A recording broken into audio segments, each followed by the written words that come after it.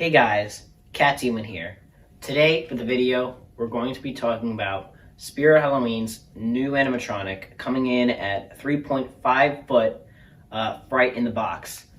On Spirit's website, this animatronic goes for $210. So basically, what the Fright in the box is it's got this big red box that has little bolts on it and it has skulls all over it. And the handle slowly turns as creepy music plays. Then after a little bit, this really scary looking clown pops up, and it almost looks like the Joker in my opinion. And it's got lots of detail all over it. Now I'm going to show you the activation of it, and tell me what you guys think.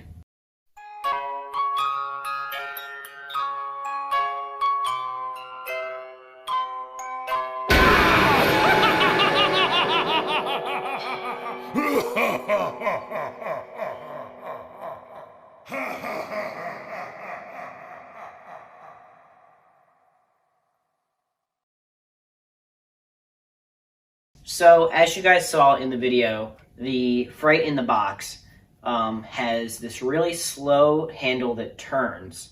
And I really like this aspect because I love, it reminds me of the movie Krampus, where one of the evil toys, Der Clown, it was in the trailer where it had this really slow moving crank that would move by itself.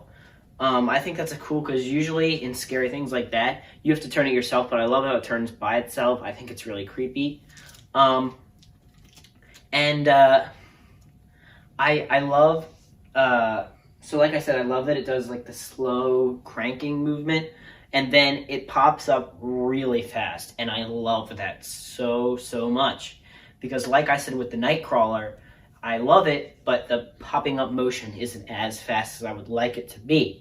And with this one, it cranks up itself, and the lid pops open too, which is also a surprise, which is kind of cool. Because you get the lid going up motion, and then it's coming up at you almost. I know it doesn't really show it, but I feel like that its head almost comes forward just a teeny bit. Like maybe it starts in the back, and then it kind of lunges upward more in the frontal area of the box. So it almost looks like it's coming at you, not that it's just popping straight up. And it's just a really cool aspect. I love that it has, so you get pop-up props all the time, especially ones that, I mean, we've seen like concealed ones where like you can't see its face, and then, I mean, obviously you know it's going to pop up at you, but you know, obviously you don't know how fast it's going to be. So you know something's going to happen, but you don't know when exactly, especially because you don't know when the song's going to end, because usually with the Jack in the Box, the turning is, the song plays till the end and then it pops up, but it stops like mid-song and then pops up at you, which I love, because you don't know when it's going to happen. Alright, so now let's go more in depth of how it actually looks.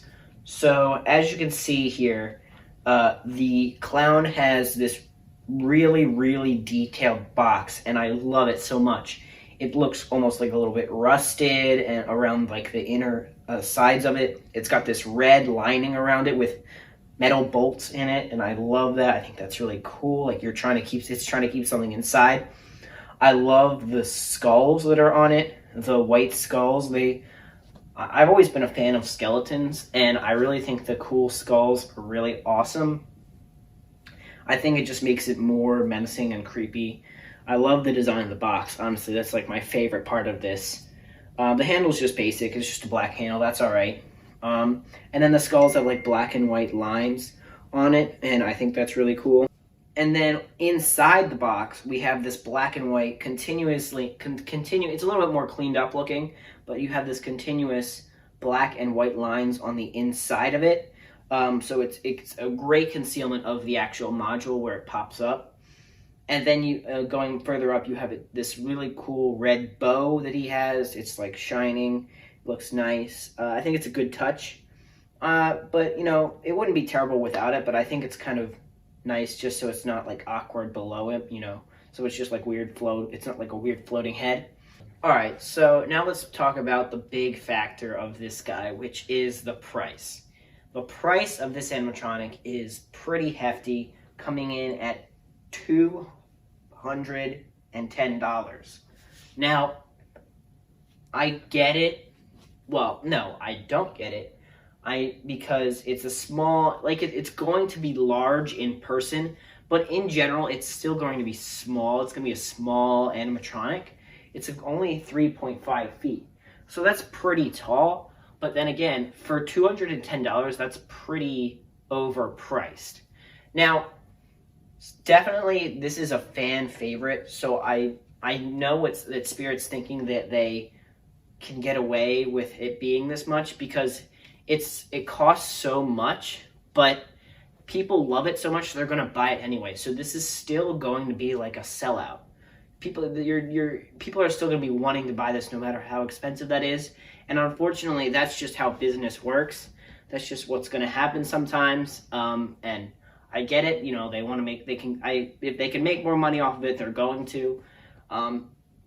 Personally, for me, I probably might be getting this one. So, you know, that's important to me of how much it is. But even though, like I say, I'm talking about how expensive it is, I still think I will be getting it anyway, just because of how cool and awesome I think it is. So that is what I think of the price. All right, so let's really get to the nitty gritty of this. We'll talk about more about his detailing on the face. So he's got this awesome looking scraggly green hair on him that almost looks Joker-esque, and I think that's really cool.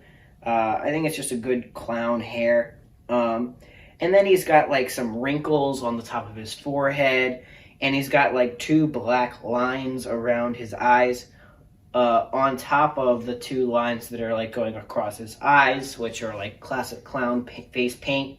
Then you have his big red shiny nose, which is fine.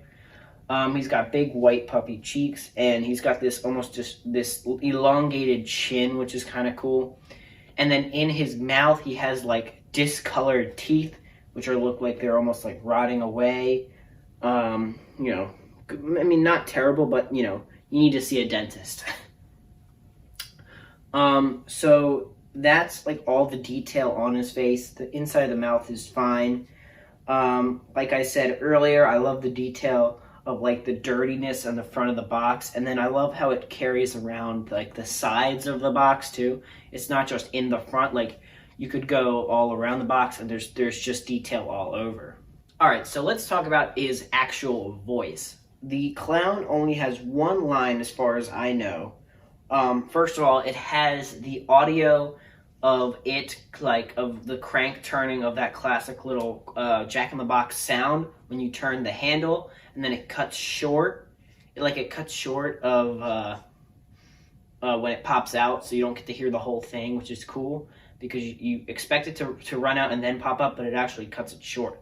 Then when he pops up, his line is, let's see, pop goes the weasel, and then the clown screams and laughs. First it's like a lighter laugh, and then it turns into more like a darker and like demonic thing, which I think is really cool to me, because he sounds, and I'll show the audio right here, and I think that it fits the clown perfectly.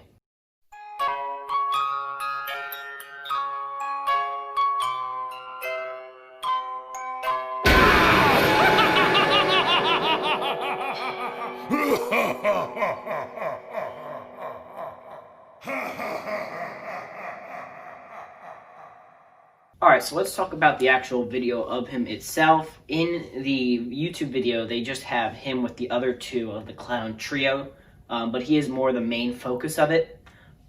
So basically, in the video on the website, they have like a bunch of little broken up toys and stuff on the background. You can see also in its pictures on the main picture, and then it's got fog going all around it, which is really cool. And then a nice blue background with a bunch of cobwebs and broken fence, it looks like. And they really set the scene nice for this animatronic. So speaking of the clown trio, this guy was released on YouTube, on their YouTube channel, with two other animatronics, which was the punk clown guy and the Boo Boo the clown, I think it's called. No, that's what he says, but his actual name was Clowning Around. That's what it is. So he was released with the three.